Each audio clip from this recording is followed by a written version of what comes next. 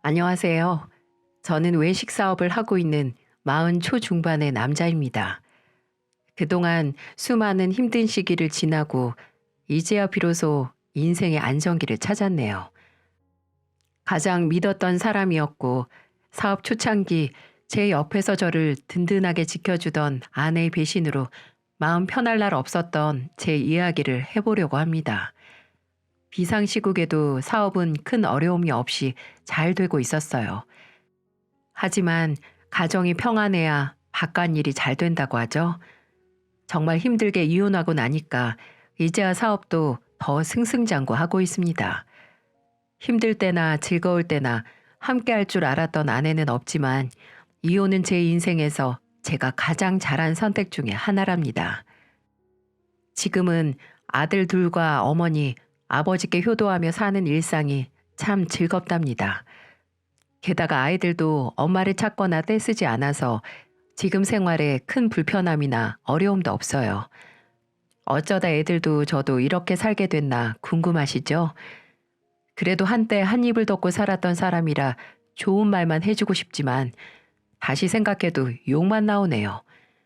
믿었던 만큼 배신감을 크게 줬던 아내는 제가 사업 초창기 때 일로 만난 사이였어요. 저보다 6살 어렸지만 불안정했던 시기에 제 옆에서 저를 잡아주고 응원해줬던 사람이었죠. 그래서 그런지 이혼 당시 배신감을 더 크게 느낄 수밖에 없었어요. 제가 처음 시작했던 사업은 레스토랑이었어요. 서울에 작게 시작했던 곳이 입소문이 나면서 서울 내에 5개 지점을 연달아 내며 그야말로 대박이 났습니다. 갑자기 늘어난 매출과 사업 규모에 사무실을 차리고 직원을 뽑게 됐죠. 그때 직원으로 처음 채용된 사람이 바로 아내였어요. 그래서 제 아내는 저의 사업이 어떻게 성장해 왔는지 다 안다고 해도 과언이 아닐 정도였죠. 처음에 직원으로 만나게 된 아내는 성실한 사람이었어요. 업무 파악도 빠르고 꼼꼼했던 사람이라 초기에 정신 없었을 때 제 옆에서 많은 도움을 줬습니다. 사장님, 내일 새로 프랜차이즈 계약하러 오시는 점주분과는 몇 시로 약속 잡을까요? 그게 벌써 내일이었나? 아우, 깜빡했네. 내일 오후 3시로 전달 좀 부탁할게. 네, 사장님. 앞으로는 제가 미리 일정 정리해서 문자로 먼저 보내드릴게요. 그래주면 나야 고맙지. 가게 돌아보고 레시피 관리하느라 정신이 없네. 가맹점이 늘어날수록 같은 맛을 유지하기 위해 레시피 관리하느라 무척 바빴어요. 그래서 종종 일정이 꼬일 때가 많았는데 격리 직원으로 입사했던 아내가 비서처럼 잘 챙겨줬던 겁니다. 자기 업무가 아닌데도 찾아서 일해주는데 싫어할 사장이 어디 있겠어요. 저는 고마운 마음에 아내에게 점심을 사주게 됐어요. 그때는 직원이 많지 않을 때였는데 다른 팀 일도 자기 일처럼 해주다 보니 따로 챙겨주게 됐었습니다. 그날도 아내에게 열심히 해줘서 고맙다며 말하는데 아내는 제게 이런 말을 하더군요. 저는 사장님 회사에서 정년 퇴직까지 하려고 열심히 하는 거예요. 그렇게 말해주니까 진짜 힘이 나네. 사무실은 제가 맡을 테니까 걱정 마세요. 필요한 거 있으시면 언제든 말씀하시고요. 동업자도 없이 혼자서 하는 사업이 힘들기만 했는데 든든하게 말해주는 아내 덕에 힘이 나더라고요. 그 후로 저는 아내에게 더 의지하게 됐고 일적으로 많이 엮이다 보니 자연스럽게 가까워졌어요. 그렇게 2년이 넘는 시간을 동고동락하다 보니 저는 사업을 다양한 영역으로 넓혀가고 있었습니다. 레스토랑으로 시작해서 술집, 밥집 등 여러 외식 프랜차이즈 사업을 하고 있었어요. 저는 큰 힘이 돼준 아내에게 호감을 느끼고 있었는데 사업이 안정되면 고백하겠다고 다짐하고 있었습니다. 드디어 제 사업이 안정권에 있다고 느낄 때쯤 아내에게 저녁을 먹자며 약속을 잡았어요. 그리고 분위기 좋은 식당을 예약하고 아내와 함께 갔습니다. 그날은 일 얘기도 안 하고 오로지 사적인 이야기만 했죠. 그러다가 분위기가 좀 무르익었을 때쯤 아내에게 진지한 목소리로 말했어요. 순자 씨는 왜 연애 안 해? 아유, 사장님이 일만 시키니까 못하는 거죠. 엄청 바빴잖아요. 이제 일 좀 줄면 연애할 수 있겠네? 그렇겠죠. 근데 연애가 뭐 마음대로 시작되는 것도 아니잖아요. 만날 사람이 있어야 만나는데 회사에서 집만 왔다 갔다 해서 만날 사람도 없어요. 회사에서 집 사이에 있을 수 있잖아. 나는 순자 씨랑 연애하고 싶어서 이제 일도 많이 줄였는데 나 만나봐. 나 진짜 괜찮은 사람인데. 저는 아내에게 갑작스럽게 고백을 했고 갑작스런 제 고백에 웃기만 하는 아내를 보다 1초가 10년처럼 지나가는 것 같았습니다. 그렇게 한참을 웃던 아내는 제 고백을 받아줬고 저는 아내와 연애를 하게 됐어요. 사내 연애를 하게 되니 장점이 있다면 매일 볼 수 있다는 거였습니다.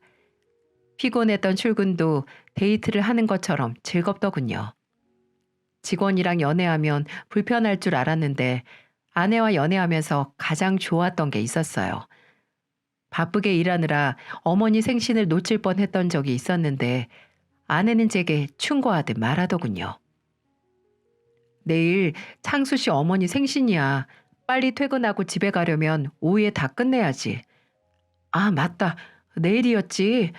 올해도 그냥 지나칠 뻔했네. 고마워. 내가 탁상 달력에도 별을 5개나 그려놨는데 내일 퇴근길에 선물 사서 가려면 오늘도 바빠. 아내는 직원으로도 여자친구로도 저에게 딱 맞는 사람 같았어요. 공과 사적으로 저와 가까이 지내다 보니 저는 아내를 보면서 당연히 미래를 꿈꾸게 됐죠. 그래서 연애 2년이 될 무렵 아내에게 프로포즈를 했습니다. 아내 같은 사람과 평생 함께 한다면 앞으로 정말 못할 일이 하나도 없을 것 같았죠. 그렇게 제 프로포즈를 받아준 아내와 축복 속에 결혼하게 됐어요. 결혼 후 아내는 임신하게 되면서 회사를 그만뒀습니다. 여전히 저는 회사 일로 바빴지만 처갓집이 신혼집과 가까워서 아내는 자주 가곤 했죠. 그때 처갓집은 은퇴하신 장인어른과 식당을 운영하던 장모님이 계셨고요. 두 분은 저를 살뜰히 챙겨주셨어요. 저는 퇴근할 때 처갓집을 들려서 아내와 같이 집으로 가곤 했답니다. 그날도 어김없이 처갓집을 갔는데 장인어른이 저를 보며 말씀하시더군요. 사위 얼굴이 점점 반쪽이 되네. 이거 홍삼인데 하나씩 챙겨 마셔. 장인어른, 저 괜찮아요. 전 이런 거 안 마셔도 태어날 아기 생각하면 힘이 솟아요. 장인어른 챙겨 드세요. 내가 힘이 솟아서 뭐하나. 이거 챙겨 마시고 더 열심히 일해야 나중에 자식도 키우지. 자, 줄 때 받아. 자네 장모랑 내가 생각해서 사온 거야. 이게 그 매장에서 제일 좋은 홍삼이래. 안 그러셔도 되는데 감사드려요. 매번 이렇게 받기만 하는 것 같네요. 저는 갈 때마다 처갓집 식구들과 밥을 먹기도 하고 덕담도 하면서 지냈습니다. 딸만 둘이던 처갓집에서는 저를 아들처럼 아껴주셨어요. 아내만큼이나 저를 아껴주시는 분들이었어요. 아내가 출산 후 육아로 힘들었을 때 저와 아내를 가장 많이 도와주신 게 바로 장모님이었죠. 그러던 사이 저희는 어느새 슬하에 아들을 둘이나 둔 부모가 되어 있었습니다. 무엇보다 아내는 자식 키우는 일에 누구보다 열정적이었어요. 아들은 둘이 연년생이라 유치원이 끝나면 바로 데리러 가서 어린이 체육관을 보내곤 했습니다. 애들도 힘들 것 같고 매번 데리러 가는 게 힘들지 않을까 싶어서 아내에게 말했어요. 매번 애들 태우고 체육관 보내는 거 힘들지 않아? 남자애들이라 유치원 갔다 오면 얼마나 힘이 넘치는데. 그리고 미리 운동시켜주면 애들 성장판 자극에도 좋고 근력 키우는데 도움이 된대. 옆집 엄마한테 소개받아서 보내는데 애들도 엄청 좋아해. 당신 힘들까봐 그렇지. 힘들면 언제든 나한테 말하고. 나는 괜찮아. 우리 애들 건강하게만 클 수 있으면 내가 몸을 2개로 나눠서라도 해야지. 아내는 자식들한테 좋다면 발빠르게 움직이는 사람이었어요. 그런데 그 무렵 처갓집은 가세가 기울기 시작했어요. 비상시국이 길어지면서 장모님이 운영하시던 식당이 매출에 타격을 입게 된 겁니다. 그래서 더 이상 가게를 운영하기 어려운 지경에 이르러 폐업을 하게 됐어요. 게다가 더 큰 문제는 처제였습니다. 항상 취업을 해도 1년 이상 다니는 회사가 없었어요. 6개월 다니면 오래 다녔다고 생각할 정도로 들어가기만 하면 퇴사를 했답니다. 저는 한동안 너무 바빠서 처갓집을 못 갔었어요. 그러다 오랜만에 아내와 함께 처갓집을 가게 됐는데 비위가 강한 저였는데도 토악질이 나올 정도로 집안 상태가 엉망이더군요. 한창 장마철일 때 가게 됐는데 거실 장판에는 곰팡이가 피어 있었고 벽지도 누렇게 떠 있더군요. 오래된 빌라라 관리가 많이 필요했는데 집에 장인어른, 장모님, 처제 이렇게 셋이 있는데도 누구 하나 나서서 치우는 사람이 없었어요. 게다가 화장실은 어찌나 더러운지 엄청 급해도 가기 싫을 정도였어요. 그런데 그 상황에 장모님은 저와 아내, 아이들을 위해 밥까지 차려놓고 먹고 가라고 하시더군요. 다들 저녁 먹고 가. 내가 미리 다 차려뒀어. 장모님, 괜찮아요. 저희는 가서 먹어도 됩니다. 우리 딸 힘들까봐 그래. 애들도 배고플 텐데 그냥 여기서 먹고 가. 차려둔 밥을 안 먹을 수도 없고 저는 꾸역꾸역 밥을 먹었어요. 애들도 그날따라 반찬 투정을 하는데 마음이 영 안 좋더라고요. 그리고 제가 외식 사업을 하다 보니까 주방 청결을 보기 싫어도 보게 되지 않겠습니까? 식탁에서 봐도 가스레인지는 찌든 때가 가득했고 싱크대에도 물때가 한눈에 보였어요. 그런데 이게 한 번만 봤던 게 아니었답니다. 종종 왕래하면서 지내다 보니까 이대로는 제가 못 참겠다 싶더라고요. 아내와 아이들도 자주 가게 될 텐데 집을 이사시켜 드려야겠다고 생각했죠. 그리고 그동안 처갓집에서 저를 아들처럼 아껴주셔서 제대로 보답해 드릴 기회 같았어요. 그래서 저는 큰맘 먹고 장모님과 장인어른에게 말씀드렸어요. 그러자 장인어른은 깜짝 놀란 소리로 말하셨어요. 제가 두 분 위해서 전셋집 하나 계약했어요. 아무래도 오래된 집이라 손볼 곳이 한두 군데가 아닌데 관리하시기 힘드실 것 같아서요.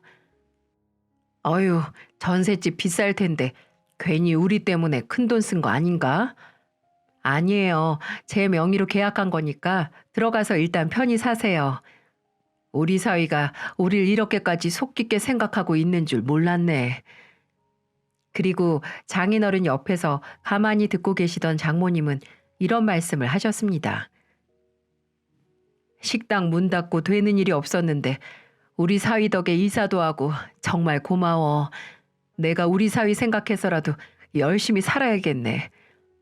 그동안 저희 애들도 종종 봐주셔서 제가 감사드리죠. 손주들 보는 게 뭐가 힘들다고. 자네 덕에 이사도 하는데 이사 가면 더 우리 가족도 다시 잘 살아볼게. 장모님은 눈물까지 글썽거리며 말씀하시더군요. 저는 눈물까지 보이며 고마워하는 장인어른과 장모님을 보자 괜히 뿌듯했습니다. 처제도 드디어 허름한 집에서 탈출한다며 기뻐하는 걸 보니 잘한 결정이라고 생각했어요. 그리고 얼마 뒤 처갓집 식구들은 제가 계약한 곳으로 이사할 수 있었습니다. 그런데 뜻밖의 복병은 처제였어요.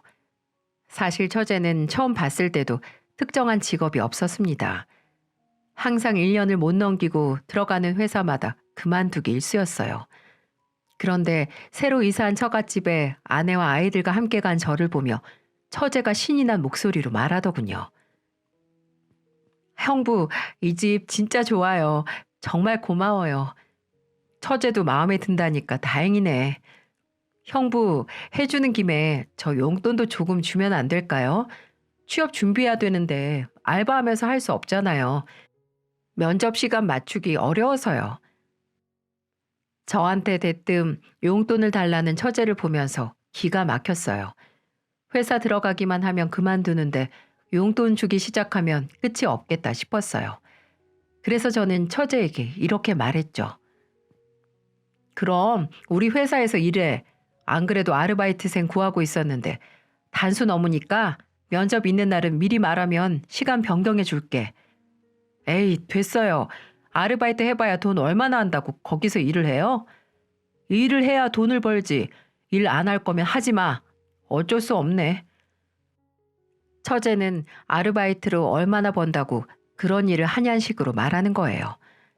세상에 처음부터 큰돈 버는 사람이 어디 있습니까? 처제는 이런 식으로 취업 준비를 하고 있어서 어디에서도 일을 못했던 거예요. 참 기가 막히더라고요. 그래도 처갓집 이사도 하고 이제 다 잘 될 거라고 생각했어요. 그런데 문제는 등잔 밑에서부터 시작되고 있었습니다. 아이들이 어린이집에서 유치원을 다니기 시작하면서 아내는 다시 회사에 나오기 시작했어요.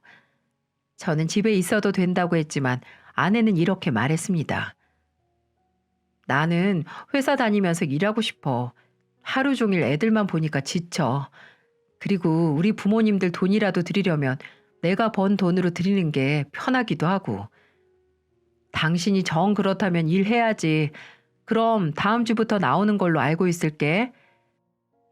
아내는 저의 만류에도 회사를 나오겠다고 했고 저는 결국 그렇게 하라고 했습니다. 그리고 아내는 장인어른과 장모님께 생활비라도 보태고 싶다면서 일을 하겠다고 했더군요. 워낙 아내가 일하겠다는 의지가 강해서 제가 말릴 수도 없었고요. 그래도 아내가 일을 잘하는 사람이라 다시 온다니까 편할 것 같더군요. 하지만 아내의 출근은 모든 문제의 시작이었어요. 어느 날 제가 회사에서 점주들과 미팅을 하며 일을 하고 있었는데 유치원 선생님께 전화가 왔더라고요. 저한테 전화했던 적이 없는데 저에게 전화를 하니 당황한 목소리로 받았습니다. 선생님, 무슨 일 있으세요? 아버님 안녕하세요. 다른 게 아니고 오늘 어머님이 하원 시간에 안 오셔서요. 유치원에서 저희가 데리고 있긴 한데 곧 종일반 친구들도 다 집에 갈 시간인데 어머님이 연락이 안 되네요. 애들 엄마가 전화를 안 받아요? 제가 확인해보고 지금 갈게요. 애들 하원 시간인데 아내가 유치원을 안 갔던 거예요. 그럴 사람이 아닌데 이런 일이 생기니까 당황스러웠어요. 그래서 저는 아내에게 바로 전화해봤죠. 역시나 유치원 선생님 말처럼 전화를 안 받더라고요. 저는 급한 마음에 일하다 말고 유치원으로 갔어요. 가보니 선생님과 저희 애들만 있는 게 보였습니다. 애들이 저를 보자 달려와서 안기는데 마음이 참 안 좋았어요. 꼭 나머지 공부하는 애들을 보는 것처럼 말이죠. 전 아내를 이해할 수 없었습니다. 아이들 때문에 일찍 퇴근하는데 애들을 데리러 못 왔다는 게 황당했죠. 그래서 그날 저는 애들을 데리고 집으로 와서 씻기고 밥을 먹인 뒤 아내를 기다렸어요. 시간이 갈수록 화가 났습니다. 제가 애들을 보는 내내 집에도 안 오고 전화도 안 받는데 제가 화가 나지 않겠습니까? 아내는 아이들이 잠들고 밤 늦은 시간에 들어왔더라고요. 그런데 뭐가 그렇게 신이 났는지 밝은 얼굴로 들어오는 겁니다. 저는 화가 잔뜩 난 목소리로 아내에게 말했어요. 당신 지금이 대체 몇 시야? 그리고 오늘 애들 유치원 왜 안 갔어? 내가 일하다 말고 얼마나 놀랐는 줄 알아? 아, 왜 소리를 질러? 당신이 갈 수도 있는 거지. 지금 내가 그것 때문에 화내는 게 아니잖아. 왜 애들도 데리러 못 가고 이 시간까지 전화도 안 받았던 건데. 아우, 일이 좀 있으니까 늦었겠지. 나는 사생활도 없어? 그리고 나도 이제 일하는데 애들 하원 도우미 쓸 거야. 무슨 하원 도우미야. 당신 퇴근도 일찍 하잖아. 그리고 부부 사이에 왜 늦게 왔는지는 말해야지. 친구들 오랜만에 만나서 시간 가는 줄 몰랐어. 그리고 내가 번 돈으로 하원 도우미 쓸 거니까 당신은 신경 쓰지 마. 한 지붕 아래 같이 사는데 왜 늦게 들어왔는지 부부 사이에 물어볼 수도 있는 거 아닌가요? 아내는 끝까지 친구들 만나다 늦었다며 대답을 회피했고 게다가 하원 도우미까지 알아보더군요. 하지만 아내가 가장 많이 변한 건 또 있었어요. 평소 첫째가 비염을 앓고 있어서 향수를 잘 안 쓰던 사람인데 향수를 쓰기 시작한 겁니다. 아침부터 독한 향수 냄새가 나길래 저는 코를 막으며 말했어요. 당신 향수 뿌렸어? 큰애 비염 있어서 쓰면 안 되잖아. 벌써 기침하네. 같은 팀에서 일하는 직원이 선물로 줬는데 향 엄청 좋지? 애들 때문에 이런 것도 못 쓰면 억울하잖아. 무슨 말이 그래. 우리 아들이야. 향수 안 뿌린다고 누가 뭐라 하는 것도 아니고 애들 생각해서라도 쓰지 마. 내가 왜 애들 때문에 이런 것도 못하고 살아야 되는데. 당신 계속 그럴 거면 회사도 나오지 마. 당신 회사 다니기 시작하면서부터 엄청 변한 거 알아? 지금 일자리 가지고 협박하는 거야? 아, 됐어. 치사해서 안 써. 됐지? 아내는 이렇게 사소한 것까지 변하고 있었어요. 큰애는 눈물을 흘릴 정도로 기침을 하고 있는데 아랑곳도 하지 않고 출근하는 걸 보니까 꼭 다른 사람 같았어요. 무슨 말을 해도 대화가 안 통했습니다. 더 이상 아내는 애들 일이라면 가장 먼저 나서던 사람이 아니었어요. 정말 속이 터져버릴 지경이었죠. 그러던 어느 날 아내와 부부싸움을 크게 했던 날이 있었습니다. 아내가 제 카드로 500만 원을 사용했던 거예요. 애들은 하원 도우미까지 써서 일찍 퇴근할 필요도 없던 사람인데 퇴근 일찍 하고 간 곳이 백화점이라니 믿어지시나요? 갈수록 막장으로 변해가는 아내를 보니 기운이 쭉 빠지는 것 같았죠. 이번에는 제대로 말해야겠더군요. 그래서 저녁에 아내를 앉혀두고 단호한 목소리로 말했습니다. 당신 하원 도우미 써서 일찍 퇴근할 필요도 없는데 퇴근하고 백화점을 갔어? 내가 당신 내조하면서 사는데 그 정도는 쓸 수 있잖아. 언제 내조를 했는데 나 그동안 집안일도 당신만큼 하고 살았어. 사업 자리 잡기 전에 내가 얼마나 열심히 일했는데 그때 일했던 거 지금 준다고 생각해. 그 돈을 왜 당신 마음대로 정해? 당신 계속 이럴 거면 회사 나오지 마. 저는 아내에게 회사에 나오지 말라고 말했고 아내는 크게 당황하더군요. 이때 좀 이상하다 싶었어요. 그냥 회사에 더 이상 출근하지 말라고 말한 것뿐인데 아내는 과민 반응을 보였어요. 크게 당황한 목소리로 아내가 말하더군요. 그럼 나 일찍 퇴근 안 하고 다른 직원들처럼 퇴근할게. 뭐? 당신 왜 계속 출근하려고 하는데? 당신 출근하면서부터 우리 매일 이렇게 싸우고 있잖아. 내가 앞으로 전화도 잘 받고 다닐게. 그러니까 회사는 계속 나가게 해줘. 집에서 애들만 보기 싫어. 아내는 회사에 꼭 나가게 해달라며 애원했고 저는 아내가 애원하니까 어쩔 수 없이 그렇게 하라고 했습니다. 회사에서 일은 굉장히 열심히 했던 아내라서 진짜 일이 하고 싶었던 건가 생각했죠. 그래서 결국 아내는 회사에서 다른 직원들처럼 다니기로 약속하고 출근했어요. 그러던 어느 날 아내는 제대로 사고를 치고 말았어요.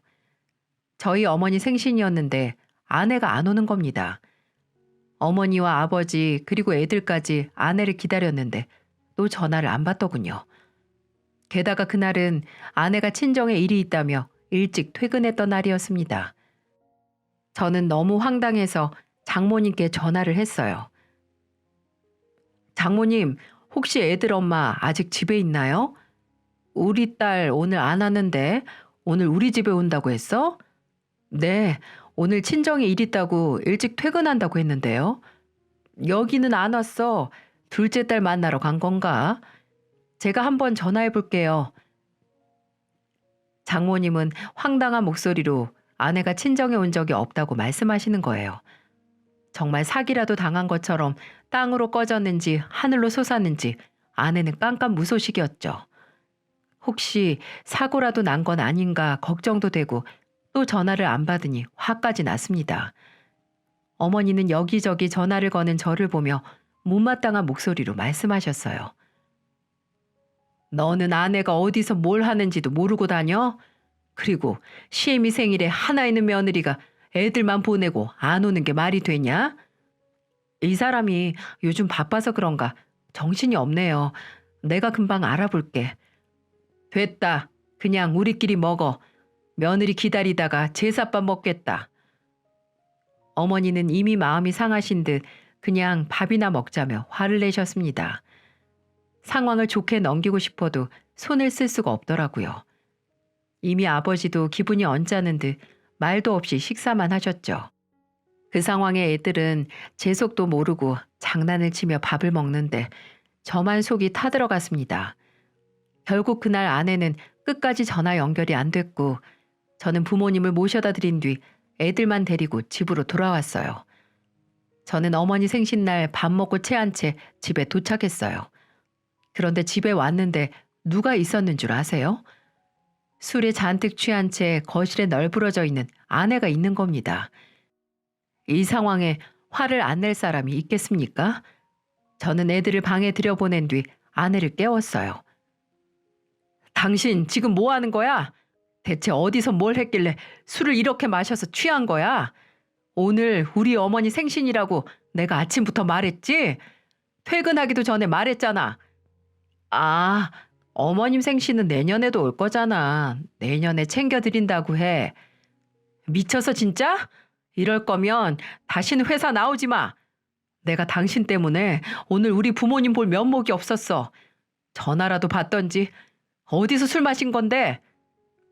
같은 팀이랑 회식했다고. 나도 바깥일 하는데 빠질 수가 없잖아. 이걸 제가 이해해야 될 상황인가요? 친정에 일이 있다고 일찍 가더니 회식하다 술에 취했다니 화가 날 수밖에 없었어요. 저는 아내에게 화가 잔뜩 난 목소리로 말했어요. 당신 내일부터 회사 나오지 마. 그리고 내가 장모님께 전화해보니까 당신 오늘 친정도 안 갔다며? 그러면서 회식은 갔다고? 내가 이제 당신 못 믿겠어. 회사 나오기만 해봐. 집에서도 쫓겨날 줄 알아. 아내는 술에 취한 채로 저에게 미안하다고 이해해달라고 했지만 저는 아내의 손길을 뿌리쳤어요. 저는 아내가 하는 말에 듣는 척도 안 하고 애들을 씻기고 방에서 잠을 재웠습니다. 애들을 재우고 나오니 아내는 거실에 완전히 뻗은 채로 잠이 들어 있더군요. 저러다 입이나 돌아가라 싶은 마음으로 그냥 냅뒀습니다. 그리고 저는 급히 퇴근하느라 못했던 업무를 하려고 집에 있던 컴퓨터를 켰어요. 그런데 저는 바로 그 컴퓨터에서 판도라의 상자를 열고야 말았습니다. 보려고 했던 게 아닌데 아내 개인 메신저가 로그인 된 채로 있더군요. 그리고 눈에 익은 이름으로 메시지가 실시간으로 온 걸 본 겁니다. 익숙하게 본 그 이름은 아내와 같은 팀에 있던 신입 직원이었어요. 이 늦은 시간에 신입 직원이 아내에게 보낸 메시지는 이랬습니다. 잘 들어가셨어요? 술 너무 많이 마신 것 같은데 내일 힘들면 제가 데리러 갈까요? 뒤에서 누가 뒤통수를 때린 것처럼 멍했어요. 감히 내 회사에서 불륜을 저지르고 있었다니 믿을 수가 없더라고요. 둘이 나눈 대화는 양도 많았어요.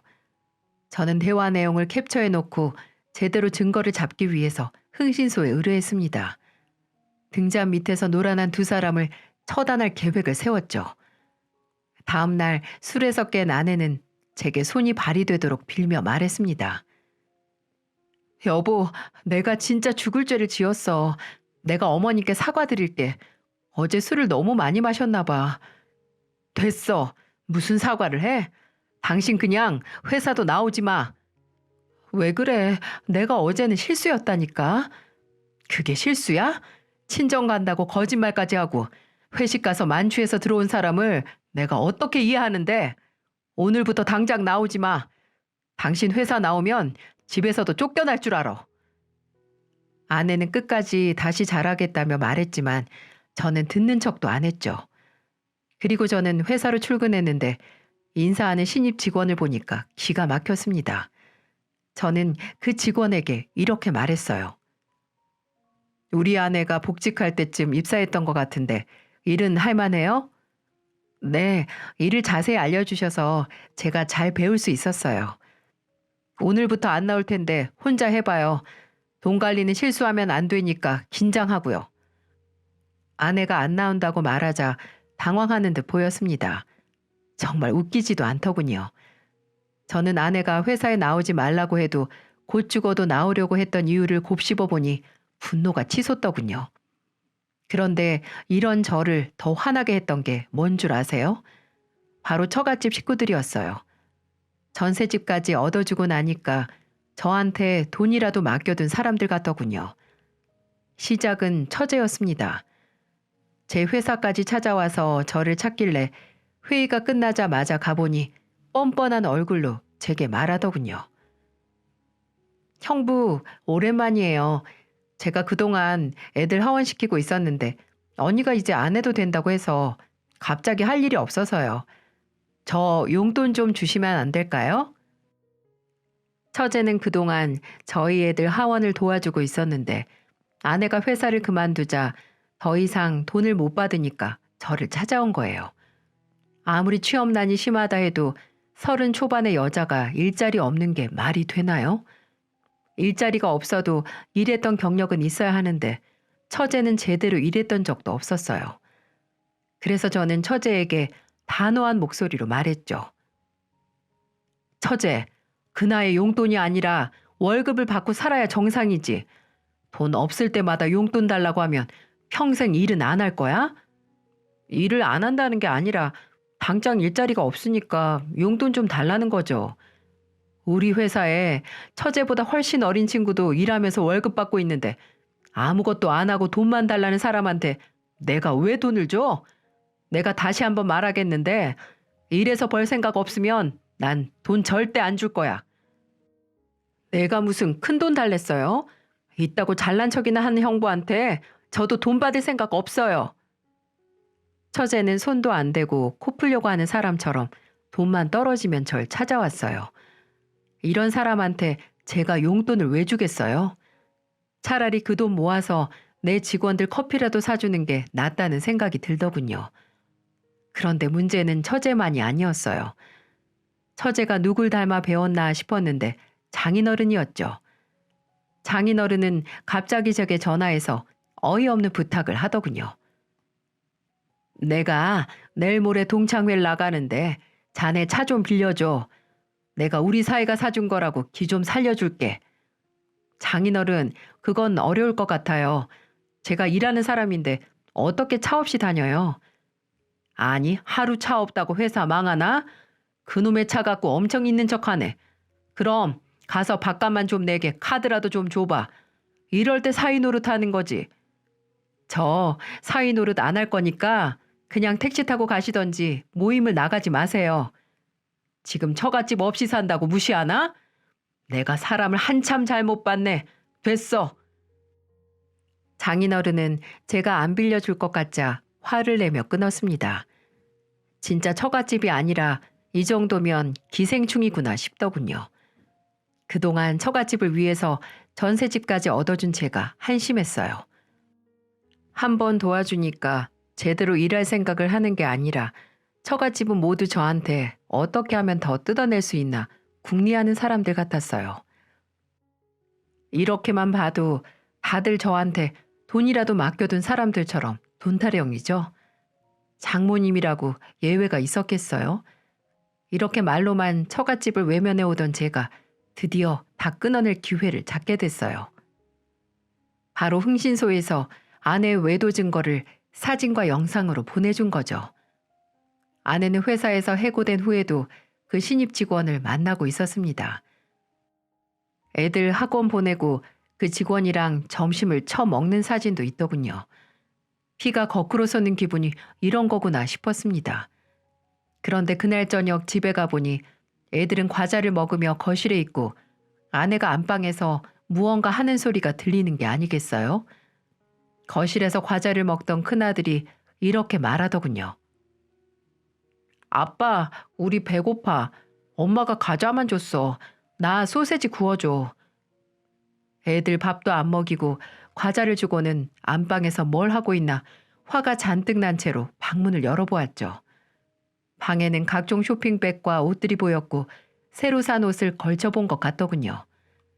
저는 화가 난 목소리로 소리를 질렀습니다. 당신, 내 집에서 당장 나가! 여보 왔어? 이거 내 거만 산 거 아니야. 애들 옷도 샀어. 왜 화를 내? 회사도 못 나가는데 이런 재미라도 있어야 살지. 당장 내 돈으로 산 거 두고 몸뚱이만 나가. 나는 애들 내팽개치고 바람난 년 데리고 못 살아. 그리고는 제가 가져온 사진을 아내를 향해서 던졌어요. 사진 속에는 아내와 신입 직원이 밥 먹고 술 먹고 게다가 쇼핑까지 하는 사진이 있었고 아내는 사색이 된 얼굴로 말했습니다. 여보, 이거 다 사기야. 그리고 난 괜찮다고 했는데 저 남자애가 나보고 나가서 먹자고 억지로 데려간 거야. 억지로 데려갔는데 쳐 웃으면서 밥 먹고 앉아 있었어? 입만 열면 아주 거짓말이구나 이제. 그냥 나가. 더 이상 꼴도 보기 싫어. 갈라서자. 엄마 자격도 없어 당신은. 세상에 애들 두고 바람날 정도면 더 이상 엄마도 아내도 아닌 거 아니겠어요? 저는 저런 사람을 애들 엄마라고 말하고 싶지도 않았어요. 바로 다음 날 이혼 준비를 하고 있는데 장모님이 집으로 저를 찾아왔더군요. 그런데 정말 기가 막히는 타이밍에 기가 막힐 소리를 하더군요. 장모님은 저에게 대단한 기회라도 주려고 온 사람처럼 말씀하셨어요. 그동안 우리 딸이 내조하면서 애들 잘 봐준 덕에 자네 회사가 이만큼 큰 거잖아. 그래서 내가 자네한테 사위 노릇할 기회 주러 왔지. 우리 전셋집 좀 있으면 계약 끝나가는 거 알지? 전셋집 계약이 끝나가는데 뭐요? 뭐긴 뭐야. 그동안 우리 딸 덕에 회사 키웠으면 우리 집 하나는 사줘야지. 내가 5억 정도 하는 집 알아봤어. 그러니까 5억만 좀 땡겨줘봐. 이런 게 사위 노릇이지. 와, 진짜 끝을 모르는 기생충 짓거리를 하는데 황당하더군요. 누가 내조를 했다고 당당하게 말하는지 어이가 없었습니다. 저는 화가 나서 장모님께 5천 원짜리와 아내 외도 증거들을 던지면서 말했어요. 전셋집 계약 채울 것도 없어요. 제 명의니까 그냥 바로 당장 나가세요. 그리고 당신들한테 5천 원도 아까운데 마지막 정으로 5천 원 주는 거예요. 당신 딸이 내조를 했다고? 내 돈으로 바람 피면서 애들도 내팽겨쳤는데 무슨 소리를 하는 거예요? 5천 원이나 받아가세요. 장모님은 어이가 없는 표정으로 제가 던진 사진을 보셨습니다. 하지만 사진을 보자 표정이 바뀌더군요. 그리고는 말도 안 된다는 표정으로 사진만 보시는 거예요. 그리고는 장모님이 제게 뭐라고 했는 줄 아세요? 방금까지 자기 딸이 내조를 잘한다더니 사진을 보고는 태도를 바꾸며 말씀하시더군요. 내가 얘 이럴 줄 알았어. 얘가 원래 이렇게 뒤로 호박씨를 까는 애야. 그러지 말라고 말해도 결국은 사고를 치네 쳐. 아유, 한심한 년. 나는 얘가 이럴 줄 알았어. 내가 그동안 말렸는데 그래도 그동안 내가 말려서 자네가 애들 데리고 산 거야. 그래서 뭐요? 저 사람이 애도 아니고 누가 말려줘야 바람을 안 피는 거예요? 그러니까 내가 가르쳐서 망정이지. 그러니까 얘는 빼고 우릴 봐서 집 살 돈만 땡겨줘. 저는 아내가 어떻게 자기 친자식 내팽겨치고 바람 필 수 있었나 싶었는데 장모님을 쏙 빼다 닮았더군요. 저는 어이가 없어서 장모님께 말했어요. 이런 미친 집구석을 봤나? 오늘까지 그 집에 짐 다 빼요. 끝까지 자기들은 아내를 말렸다는데 소름이 다 끼치더군요. 장모님은 저한테 매달렸지만 완전히 무시해버렸어요. 이제 뭐 장모님도 아니죠. 욕심만 가득한 아줌마를 더 이상 상대하고 싶지도 않아서 끌어냈습니다. 그리고 저는 회사로 출근하자마자 신입 직원을 해고했어요. 그런데 하나같이 바람핀 것들이 왜 그렇게 당당한지 모르겠습니다. 저는 신입 남직원에게 해고한다고 하니까 신입 직원이 제 눈을 똑바로 보며 대들면서 말하더군요. 제가 왜 해고를 당해요? 이건 부당해고입니다. 부당해고? 내가 그럼 내 와이프랑 바람핀 불륜남을 데리고 일해야 돼? 당신 가정 파탄범이야. 일을 이 지경까지 만든 게 누군데? 부당해고?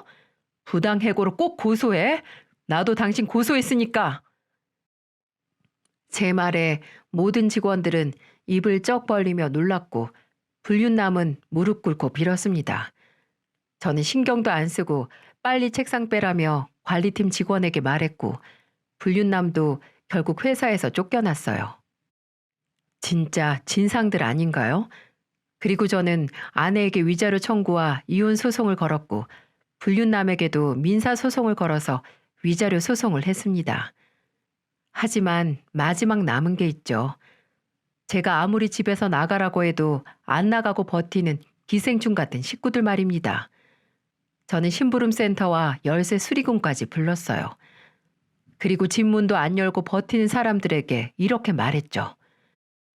그러니까 좋은 말로 뺐으면 내가 이렇게까지 안 들어왔을 거 아니에요. 이 집 내 명이니까 당장 나가세요. 그리고 여기 있는 짐들 다 복도로 빼주세요.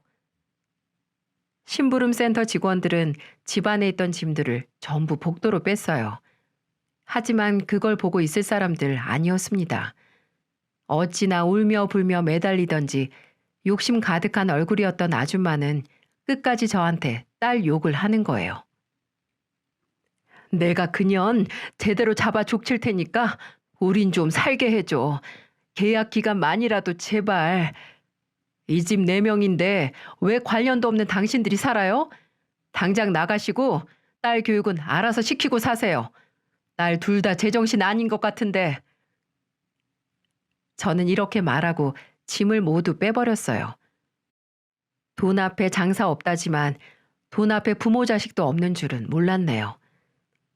그날 이후 저는 아내와 이혼 소송에서 완전히 이겼습니다. 결과는 아내가 저에게 3천만 원 위자료 지급과 매달 양육비 지급이었어요. 게다가 그 불륜남에게 걸었던 민사소송도 이겨서 위자료를 받을 수 있게 됐습니다. 드디어 알터니를 뺀 것처럼 속이 시원하게 해결할 수 있었어요. 기생충 가족들은 어떻게 됐는 줄 아십니까? 그 전에 살던 빌라만도 못한 집으로 이사를 갔더라고요. 허름했던 빌라도 다 무너져가는 것 같았는데 쫓겨나듯 나간 집은 작은 평수의 투룸인 것 같더군요. 옛말에 죄는 지은 대로 가고 물은 트는 대로 간다고 하죠. 죄 짓고는 못 산다고 죄를 지으면 벌을 받고 덕을 쌓으면 복을 받게 된다고 지금 전 아내는 경제 능력도 없이 살고 있어요. 요즘 젊은 사람 중에 회계 못하는 친구 있겠습니까? 제 회사에서 일했던 것도 가족이니까 일했던 거지 다른 곳 가면 절대 못해요. 아내는 재취업이 어려운지 전혀 일을 못했고 그래서 양육비 보낼 돈도 없었습니다. 그래서 저는 애들도 안 보여주고 살아요. 차라리 평생 양육비 안 보냈으면 좋겠다 싶습니다. 그 돈 없어도 살만한데 괜히 몇 푼 받았다고 애들 보여주고 싶지는 않았거든요. 무엇보다 애들도 엄마를 안 찾으니까 굳이 만나야 되나 싶더라고요. 애들 핑계로 계속 한 번만 봐달라며 전화가 오는데 저는 다 차단하고 일절 연락도 안 받습니다. 한 번은 회사로 찾아온 아내가 저한테 이런 말까지 하더라고요. 걔 해고했다며. 그럼 나 다시 일해도 되잖아. 나만큼 이 회사 잘 아는 사람 없어. 일도 해본 사람이 한다고 내가 하는 게 더 편하지 않겠어? 당신 없어도 잘만 돌아가. 그동안 당신 일도 대충 해서 그거 당신 밑에 있던 직원이 다 수습하고 있거든? 무슨 더 편하기는 편해? 뜻은 밥 먹고 헛소리 할 거면 딴 데 가서 해. 그리고 한 번 더 나타나면 업무 방해로 신고할 거야. 저는 당장 꺼지라고 소리쳤고 아내는 제가 협박하자 도망을 가더군요. 그 모습이 참 한심해 보였습니다. 비겁한 변명 들어봐야 귀만 아프지 않겠어요? 요즘은 회사 매출도 상승하고 아주 살만합니다. 한때 같이 살았던 사람 욕하고 싶진 않았지만 이렇게 긴 글을 통해서 하게 됐네요. 그래도 보내고 나니까 사람들이 왜 긴 사연을 보내는지 알겠어요. 임금님 귀는 당나귀 귀라고 외친 것처럼 속이 시원합니다. 이제는 저는 자식들만 보고 더 열심히 살아보려고 합니다. 모두들 긴 사연 들어주셔서 감사드리고 저와 달리 가정에 평안이 가득하길 바라겠습니다.